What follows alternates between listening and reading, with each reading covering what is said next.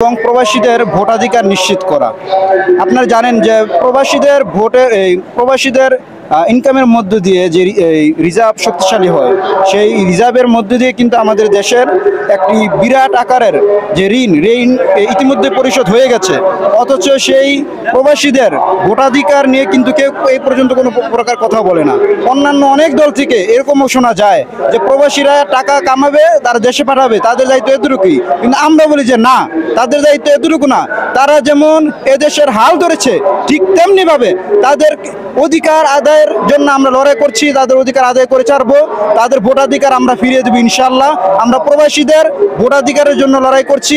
সাথে সাথে আমরা এটাও দাবি জানাই, যারা জুলাই আগস্টে আহত হয়েছে, নিহত হয়েছে, জুলাই সনদের ঘোষণা স্পষ্টভাবে দিতে হবে এবং নির্বাচন অবশ্যই পিয়ার পদ্ধতিতে হতে হবে ইনশাল্লাহ।